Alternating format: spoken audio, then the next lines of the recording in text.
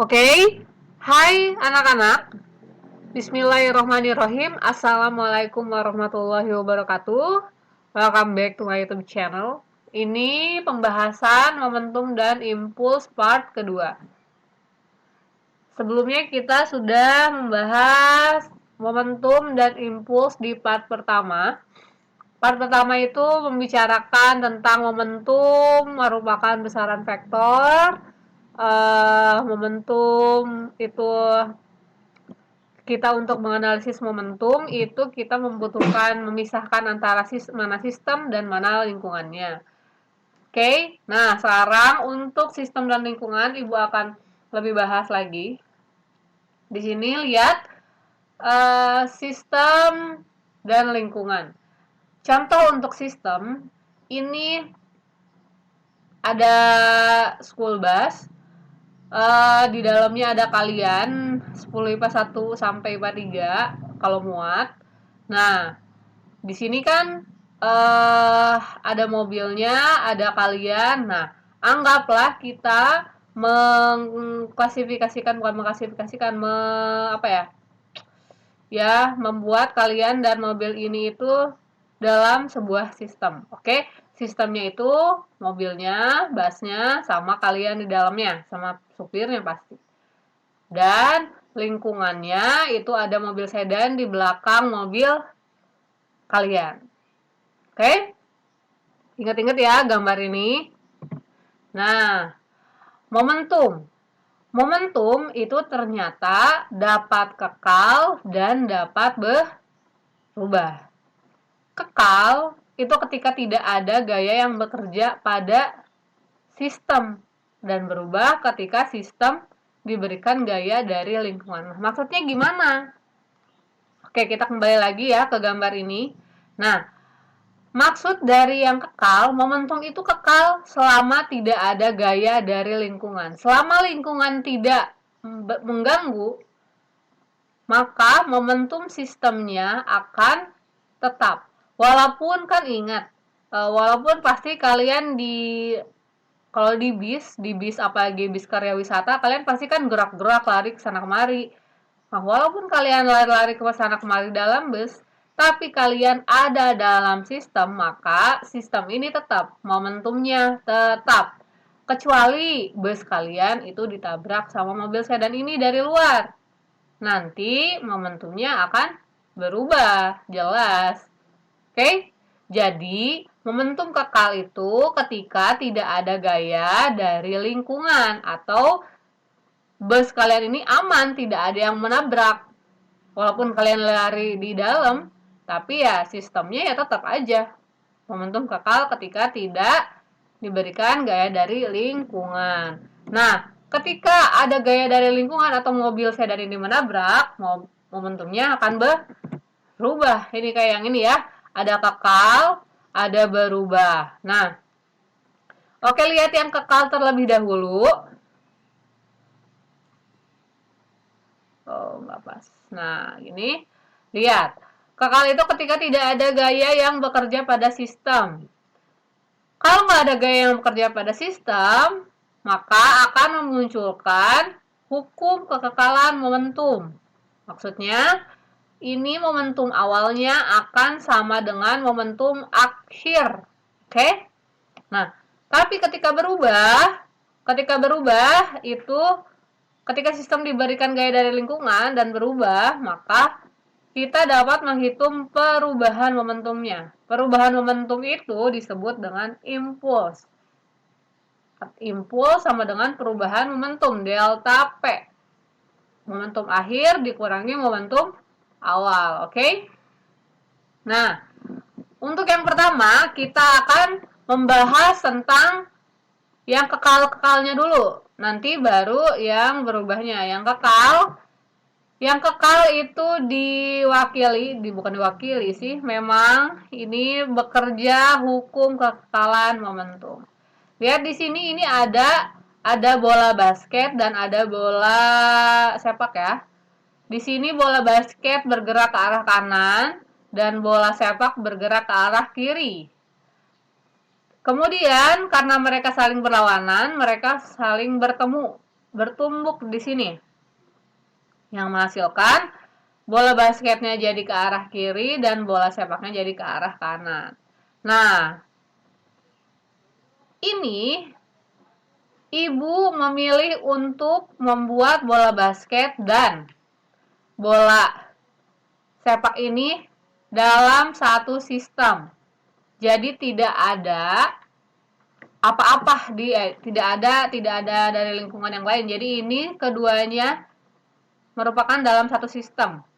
Karena mereka dalam satu sistem, walaupun mereka saling bertumbukan dan bergerak, maka ketika tidak ada gaya lain dari lingkungan, tidak ada benda lain, maka momentum mereka akan kekal. Jadi jumlah momentum awal sama dengan jumlah momentum akhir. Di sini ini M1, sorry, ini M1, M2. 1 M2. Nah, lihat di sini M1 anggaplah bola kasti ya. Bola basket. M1 bola basket. Jadi massa bola basket 1 dikali ini A itu yang bola ya. Bu salah. Ini 1 aja, oke, gini. Ini 2, ini 1, ini 2. Ibu ganti. Oke. Massa 1 dikali kecepatan 1. Maksudnya massa bola basket dikali kecepatan basketnya. Karena kan momentum massa dikali kecepatan. Ditambah massa 2 dikali kecepatan 2. Lah, Bu, dikirain ininya jadi momentum akhirnya. Bukan. Dikarenakan sistemnya ini bola basket dan bola sepak, jadi untuk momentum awal jumlahnya itu ya momentum besarnya momentum basket ditambah besarnya momentum bola sepak. Nah, itu momentum awalnya. Sedangkan momentum akhirnya yang mana? Momentum akhirnya itu jumlah besar momentum bola basket yang telah balik ini ditambah jumlah momentum bola sepak yang udah balik juga. Makanya di sini kecepatannya, lihat di sini ada corak di sini. Ini namanya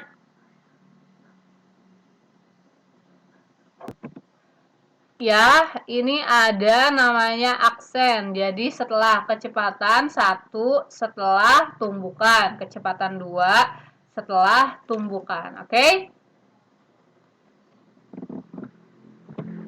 Nah, ini dia contoh soal pertama untuk hukum kekekalan momentum. Di sini lihat gerak dua benda bermassa M1 dan M2 terlihat seperti pada gambar. Apabila massa satunya 2 kg, massa 2-nya 4 kg, kecepatan satunya, kecepatan bola sepak ini 10 meter per sekon, kecepatan bola 2 minus 20 meter per sekon. Kenapa minus? Karena kecepatan kan vektor. Jadi ini arahnya ke kiri. Jika kedua benda setelah tumbukan menjadi satu dan berjalan searah, berapakah kecepatan kedua benda? Nih, setelah mereka bertabrakan, arah geraknya jadi ke sana, mengikuti bola basket. Jadi satu arahnya, maksud jadi satu tuh jadi bareng loh ya, searah. Oke, untuk mengerjakan soal seperti ini, dilihat. Diketahui ini massa satunya sekian, udah ya, massa 2-nya sekian, V1-nya sekian, V2-nya sekian. Maksud V1, V2 ini masih dalam satu momentum ya, satu keadaan awal. Nah, ini seperti yang dijelaskan di sebelumnya. Momentum awal sama dengan momentum akhir. Nanti di sini dicari momentum awalnya berapa.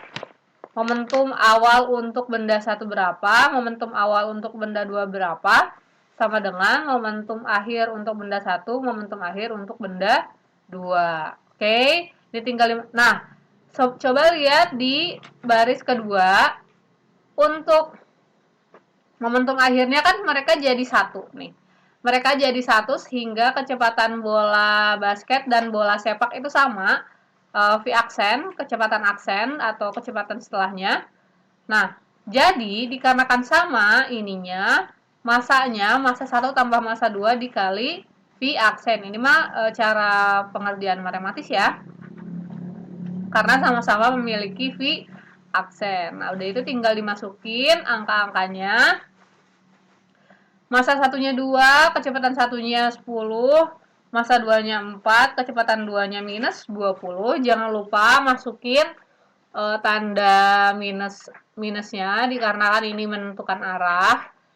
Sama dengan 2 tambah 4, 2 itu maksudnya massa satunya 2, massa 2-nya 4, dikali V aksen. Nah, udah dijabarkan. Ini 2 kali 10 sama dengan 20, 4 dikali minus 20 sama dengan minus 80. Hasilnya jadi minus 60. Nah, ini 2 tambah 4, 6. Dikali V aksen jadi 6 V aksen, jadi minus 60 sama dengan 6 V aksen. Udah itu V aksennya tetap, tapi dibalik ya. Jadi 6-nya pindah ke bawah 60, jadi minus 60 per 6. Jadi V aksennya sama dengan minus 10 meter per sekon. Lah, minus maksudnya gimana? Minus berarti ingat, kalau yang di sini tadi plus itu bergerak ke kanan, minus itu bergerak ke kiri. Jadi minus 10 dia bergerak ke kiri dengan kecepatan 10 meter per sekon. Oke? Nah, ini agak sedikit berbeda. Untuk yang sekarang silahkan, ini tugas nomor satunya, silahkan screenshot dulu aja, di screenshot, nanti dikerjakannya di akhir, oke? Ini tugas nomor 1, ibu hitung ya, 3, 2, 1, silahkan screenshot ya. Oke. Ini contoh soal nomor 2 untuk hukum kekekalan momentum. Oke, yang pertama di sini contoh soalnya, gerak dua benda bermassa M1 dan M2 masih sama ya. Massa satunya 2 kg, massa 2-nya 4 kg. Kecepatan pertama 10, kecepatan kedua minus 20 meter per sekon. Apabila setelah tumbukan kecepatan benda 1 menjadi minus 5 meter per sekon, nah berapakah kecepatan benda kedua setelah tumbukan? Nah, kalau di soal yang pertama, itu mereka jadi 1. Nah, kalau di contoh soal kedua ini belum tahu nih, bola benda kedua atau si bola basketnya ini bergerak kemana, besar kecepatannya berapa. Nah, sehingga untuk mengerjakan soal seperti ini diketahuinya masih sama, tapi ini untuk V1 aksen, untuk kecepatan 1 setelahnya, aksennya, itu sama dengan minus 5 meter per sekon. Dan ditanyakannya, kecepatan kedua aksen, oke? Kecepatan kedua setelah tumbukan. Nah, di sini lihat ini masih sama ya. Jumlah momentum awal sama dengan jumlah momentum akhirnya. Di sini untuk momentum awal benda 1 kan benda satunya di sini 2 kilo dan kecepatannya 10, jadi 2 kali 10 masih sama. Untuk momentum awal benda 2-nya 4 dikali minus 20. Nah, untuk momentum akhirnya, di sini momentum akhir benda pertama atau bola sepak, itu kan massanya 2. Nah, kecepatan akhirnya V1 aksennya, V benda 1 aksen setelahnya, itu kan minus 5 meter per sekon. Jadi 2 dikali minus 5 meter per sekon. Nah, terus di sini untuk momentum akhir benda keduanya, massa kedua dikali kecepatan akhir kedua atau M2 dikali V2 aksen. Massa 2-nya 4, V2 aksennya kan nanti kita cari. Nah, ini bedanya sama soal yang sebelumnya. Jadi, kecepatannya ini dianggap berbeda dulu. Nanti dilihat sama atau tidak, oke? Nah, sekarang setelah dijabarkan, ini 2 kali 10 sama dengan 20, 4 dikali minus 20 sama dengan minus 80, jadi minus 60. Nah, sini 2 dikali minus 5 jadi minus 10, 4 dikali V2 aksen jadi 4 V2 aksen. Ini masih sama ya. Ini ke bawah ini masih sama. Nanti ini minus 10, ini kita buat dia jadi sendiri, jadi minus 10-nya pindah ke sebelah kiri, pindah ke sebelah kiri, dari kanan ke kiri, minus.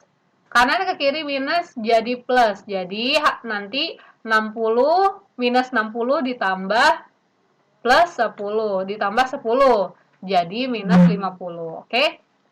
Sama dengan 4 dikali V2 aksen. Nanti V2 aksennya kita buat sendiri. Nanti 4-nya pindah ke dengan minus 50. Dikarenakan ini perkalian, maka jadi minus 50 per 4. Hasilnya V2 aksennya sama dengan minus 12,5 meter per sekon. Nah, ternyata bola basket setelah tumbukan itu kecepatannya minus 12,5 meter per sekon. Kalau minus berarti arahnya kemana? Arahnya ke kiri. Jadi bola basket juga arahnya ke sana, sama-sama minus dengan bola pertama. Oke? Nah, ini untuk contoh soal 2. Nah, selanjutnya ini ada tugasnya. Silakan, ini tugas nomor 2. Oke, tugas nomor 2. Sudah? Silahkan screen capture terlebih dahulu. Ibu hitung mundur. 3, 2, 1. Sudah ya? Sudah screen capture? Oke, ya ini untuk contoh soal nomor 3. Boleh dilihat, di sini agak sedikit berbeda ya, agak sedikit ribet. Ada sebuah peluru bermasa 15 gram ditembakkan ke dalam satu ayunan balistik yang bermasa 1,5 kg dan mengeram tuh ya, jadi ada di dalamnya. Jadi setelah ditembakkan, pelurunya malah ketancap di ayunan balistiknya. Pada saat ayunan mencapai tinggi maksimum itu ke sini, udah nggak ke atas lagi. Kawat itu membentuk sudut 60 derajat terhadap sumbu vertikal. Jika panjang kawatnya 2 meter, dari sini ke sini itu 2 meter, dari sini juga ke sini 2 meter, karena kan panjang kawat. Maka kecepatan peluru adalah, nah, ditanyakan, oke.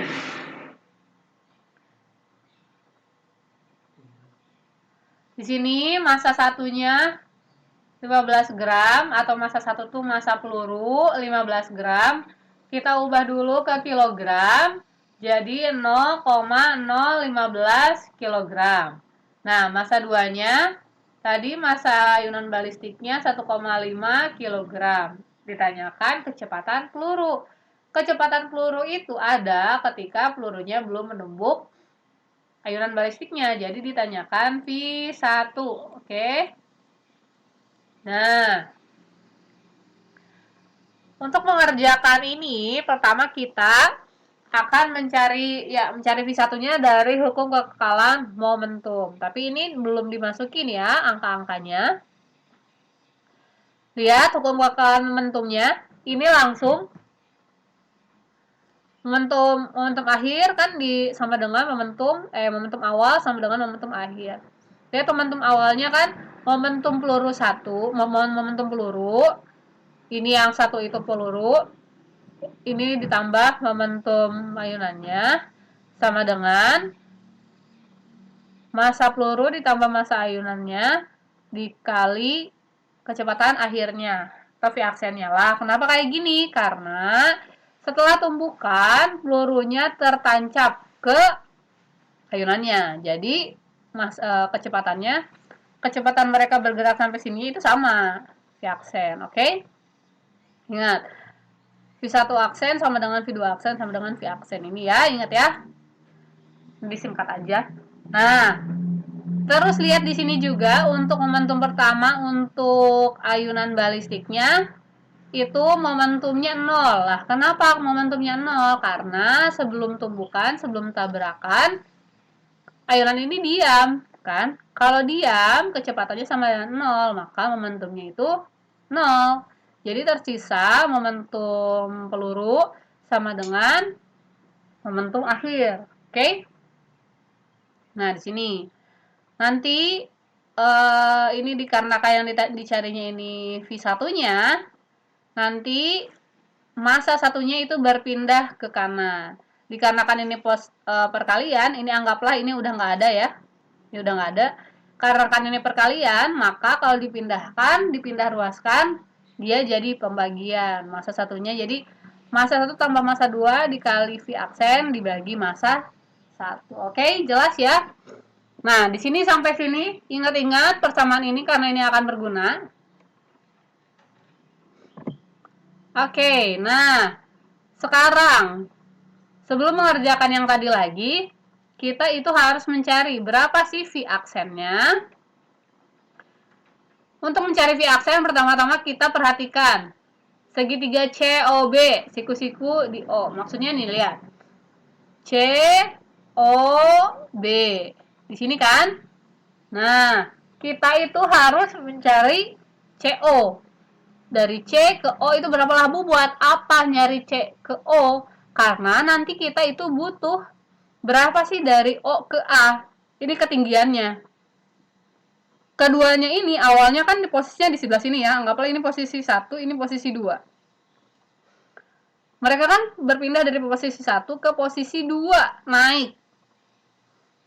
Berpindah dan naik. Naiknya itu sebesar H. Naiknya sebesar H. Nah, kita ini butuh H-nya.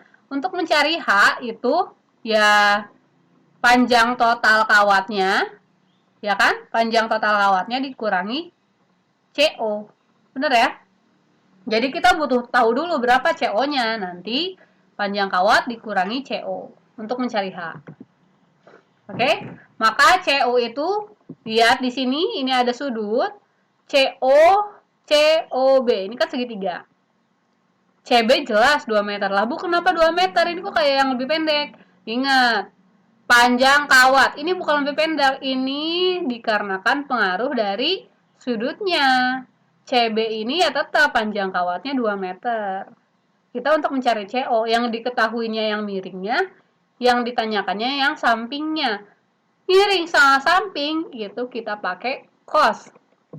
Maka untuk mencari CO sama dengan CB cos 60. CB-nya tadi 2 meter, cos 60 itu setengah. Jadi CO-nya 1. Dikarenakan CO itu 1 meter, maka O ke A itu atau sama dengan H, maka H-nya itu sama dengan 1 meter. Ingat ya, kalau C ke O itu 1 meter, maka O ke A itu 1 meter juga. Dikarenakan kan panjang kawatnya dikurangi C ke O.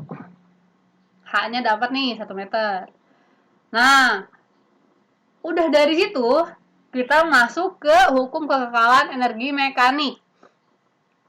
Hukum kekekalan energi mekaniknya ini dipakai ketika peluru sudah menancap di sini.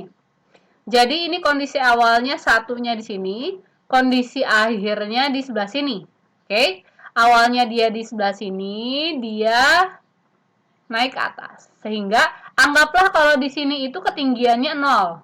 Ketinggian 0. Di sini ketinggian H ya. Oke. Lihat di sini untuk hukum kekekalan energi mekaniknya. Energi mekanik pertama sama dengan energi mekanik kedua. Di sini energi potensial pertama ditambah energi kinetik awal ya.